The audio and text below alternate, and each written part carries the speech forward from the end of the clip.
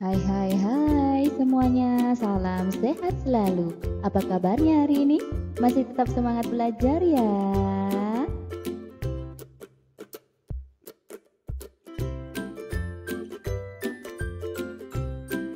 Hari ini kita akan belajar materi kelas 3, tema 4, subtema 1 tentang kewajiban dan hakku di rumah, pembelajaran ke-1.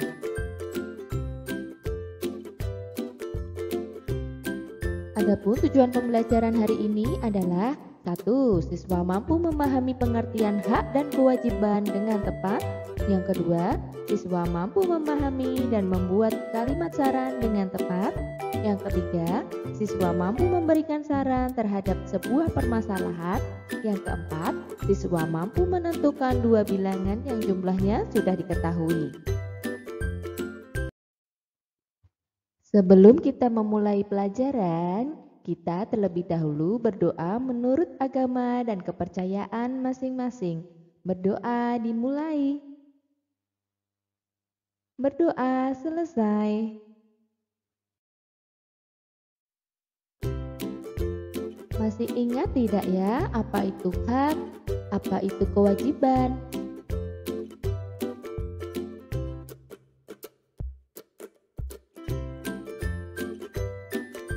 Hak adalah segala sesuatu yang layak dan pantas diterima dan dimiliki. Sedangkan kewajiban adalah segala sesuatu yang harus dikerjakan dengan penuh tanggung jawab.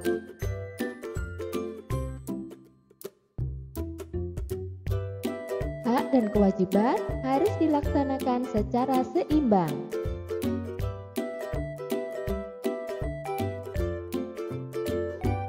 Kita tidak boleh menuntut hak sementara kewajiban kita tinggalkan.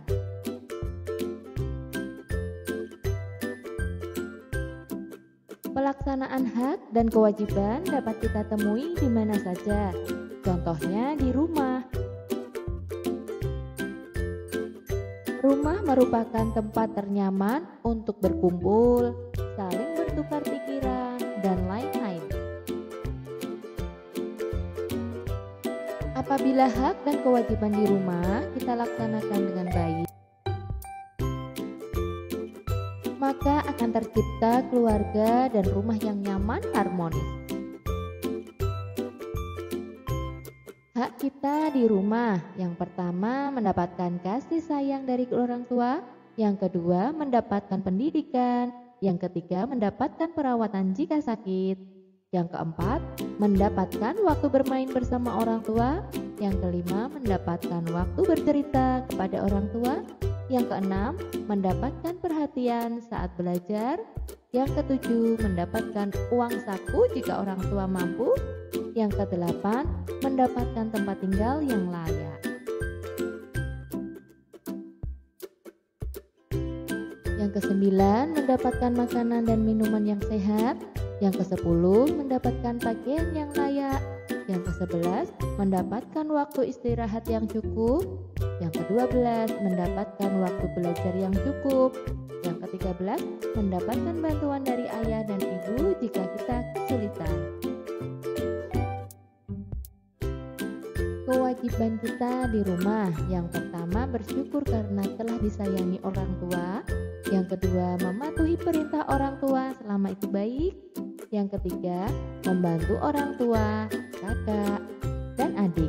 Yang keempat belajar dengan sungguh-sungguh. Yang kelima menjaga kebersihan tempat tinggal. Yang keenam menjaga dan menyayangi orang tua, adik, dan kakak. Yang ketujuh membantu pekerjaan rumah tangga seperti mencuci piring, menyapu, menyiram tanaman. Dan yang kedelapan mendoakan orang tua setiap hari. Nah, laksanakanlah kewajibanmu, maka kamu akan menerima hakmu.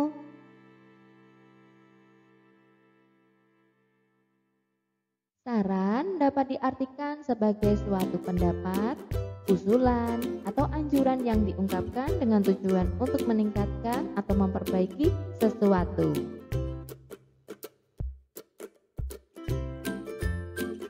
Kalimat saran adalah kalimat yang berisi saran, pendapat, usulan, atau anjuran yang biasanya berbentuk solusi atau jalan keluar yang disampaikan kepada seseorang tentang suatu permasalahan.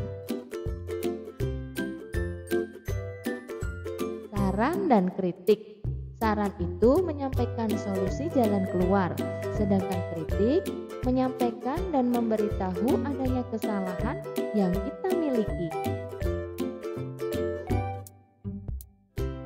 Hal-hal yang perlu diperhatikan dalam membuat kalimat saran. Yang pertama, mengetahui permasalahannya terlebih dahulu. Yang kedua, sampaikan saran dengan bahasa yang baik, sopan, dan santun. Yang ketiga, dapat ditambahkan dengan argumen atau alasan atau pendapat yang mudah dipahami. Yang keempat, saran diberikan dengan tujuan untuk memperbaiki suatu permasalahan. Dalam menyampaikan saran, kita diperbolehkan untuk menyampaikan alasan yang mudah dipahami. Satu contoh kasus, ayah merupakan seorang perokok. Tadi pagi tiba-tiba ayah batuk-batuk. Nah, kira-kira saran apa ya untuk ayah? Iya, sarannya sebaiknya ayah berhenti merokok. Karena rokok sangat berbahaya untuk kesehatan.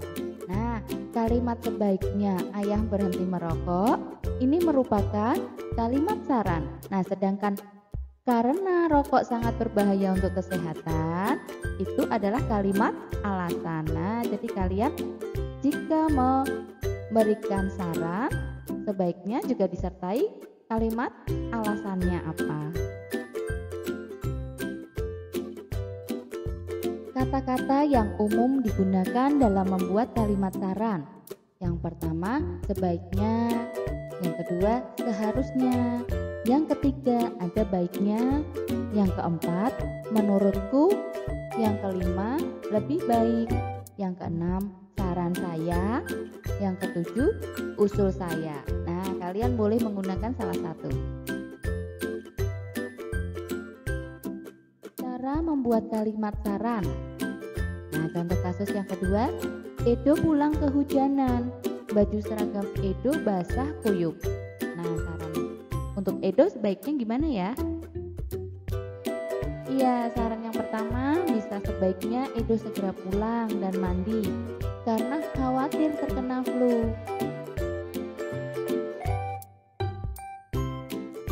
Nah, saran yang kedua bisa seharusnya Edo menunggu sampai hujan reda.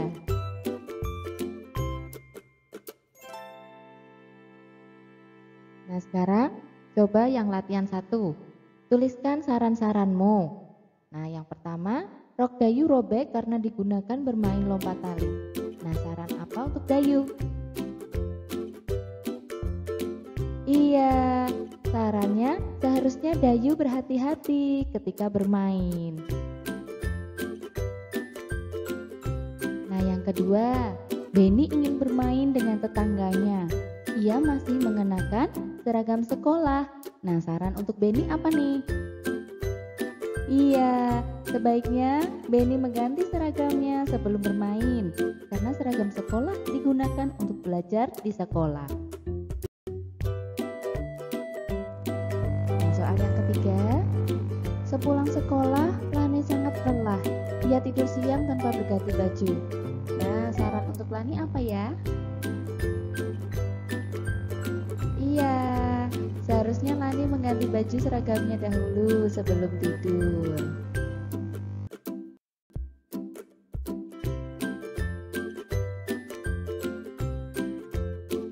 Nah, untuk yang latihan kedua, tuliskan saranmu untuk masalah-masalah berikut.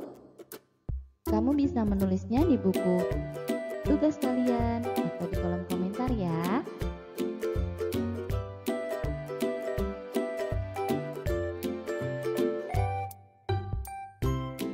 Siti mengamati kalender di rumahnya.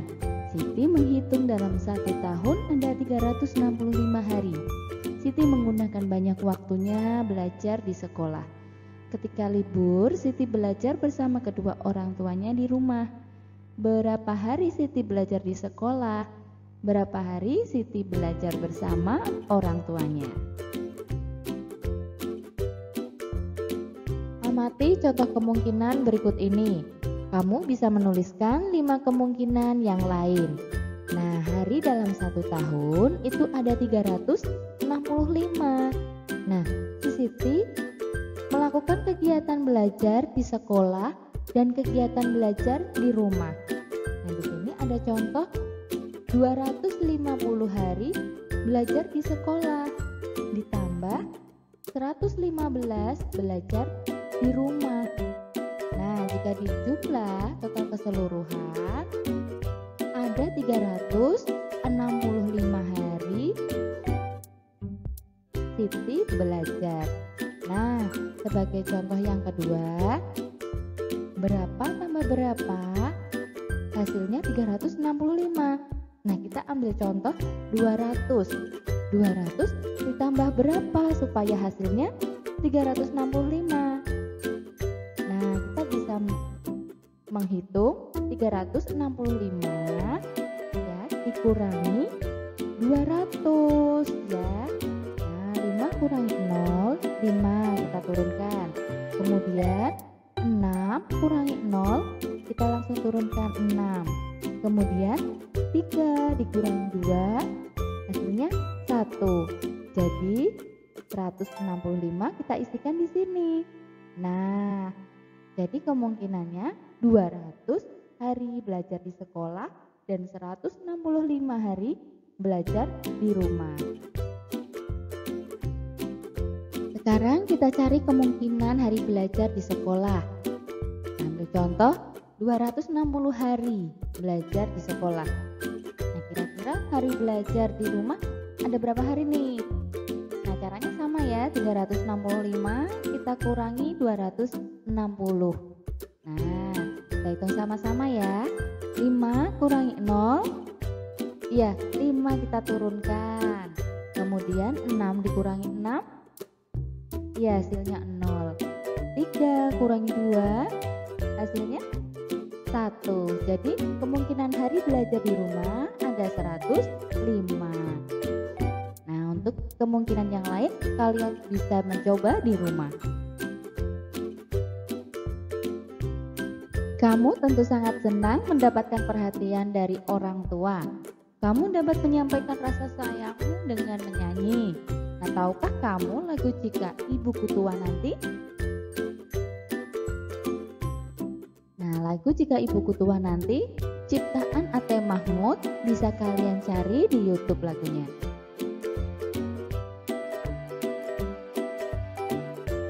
Nah, kesimpulannya, sebelum kalian memberikan saran, kalian harus mengetahui masalahnya apa. Nah, yang kedua, sampaikanlah saran dengan bahasa yang baik. Yang ketiga, boleh menggunakan kata sebaiknya atau seharusnya dalam menyampaikan saran. Setelah menyampaikan kalimat saran, boleh juga menyampaikan alasan yang mudah dipahami.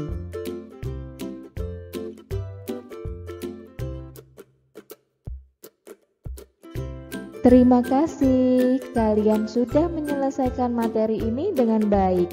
Kamu memang anak pintar. Mama Papa, terima kasih sudah mendampingi Ananda belajar hari ini. Semoga penjelasannya bermanfaat. Sampai jumpa, bye-bye.